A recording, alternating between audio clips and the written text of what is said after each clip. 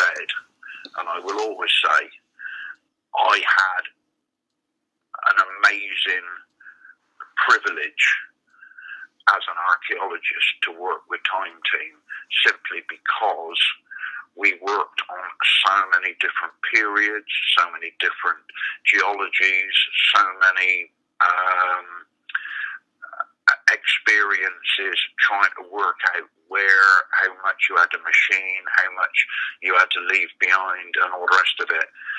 I've got pins stuck in a map of all the places that we dug sites. I haven't never finished it, but it's an amazing dossier of experience that I had, which very few people will have had the benefit. It was an archaeological experience that I went through, and I'm immensely chuffed about that. Very few people have had that sort of level of experience. In terms of your favourite programmes, was there one programme that gave you a particular satisfaction or you enjoyed the most? I mean, I often get asked that, obviously. I mean, I think I get different bests for different sort of headings. I mean, sometimes the archaeology was stunning. Sometimes the location was stunning. Sometimes the experience was stunning. Sometimes the people that we were dealing with were stunning.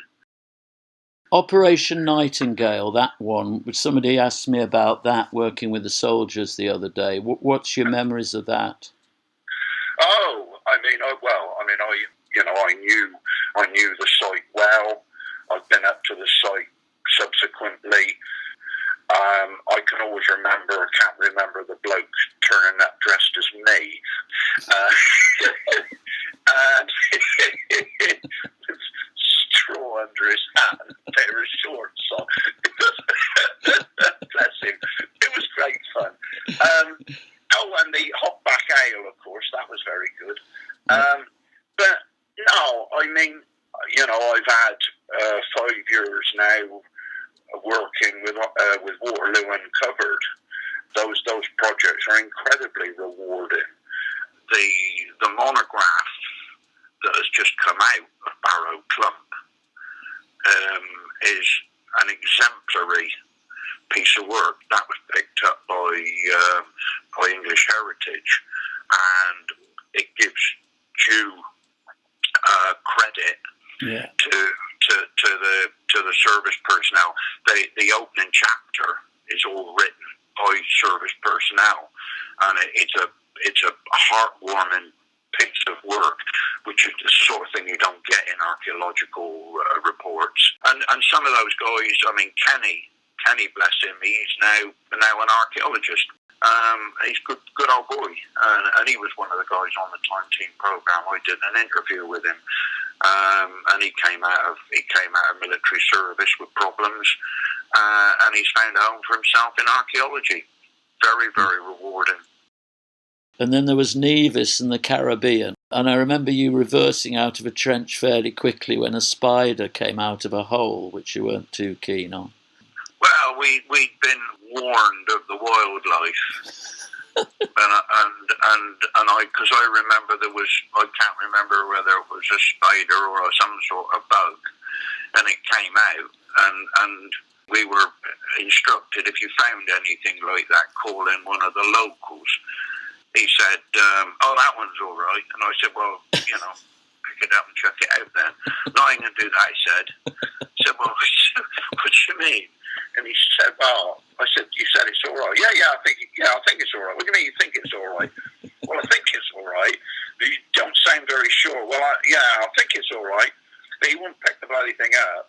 But he sort of like, "Oh, there's nothing wrong with that." But when it come down to it, he bottled it. I think he probably hooked it on the end of a shovel and chucked it in the bushes or something like that. The Weir Effroy, the Spitfire shoot. In terms of the kind of archaeology you were doing, how different was it working with something that was, 60, 70 years old, and not usually considered to You be know, archaeological. you're an archaeologist. I'm an archaeologist. I just approach things from an archaeological perspective. Yeah. I can remember talking to the crash investigator, and I said, you know, what do you reckon you'll get out of this? He said, well, I can't see when I get much. He said, what's that then? Well, he said, I'm used to seeing them. He said, a crash 24 hours after it happens. He said, you know, we're dealing here some of you 70 years away or 60, 70 years old. He said, you much work with archaeologists before? And he said, no. He said, well, I think you might be a bit surprised. And, you know, we did. We got an incredible story. One of the questions we get asked, if you were going to go back and do some more work on a site, is there one particular one that you would like to return to? No, I don't think so. Over my dead body. You've been there and done it. You've been there and done it. Bloody hell. I'm too bloody old now. And there was a burial, a Roman burial, but it was east-west, and you were scraping around the head, and you came across that stone. And the stone... Oh, with the inscription. Yeah, because the bloke was hedging his bets or something. That's it. That was it Ancaster? I think it was. Viridius was the name of the god. That's it. Yeah. And good old Guy de la Bedouin was saying, you don't realise how rare it is to get a Roman inscription. Yeah. No.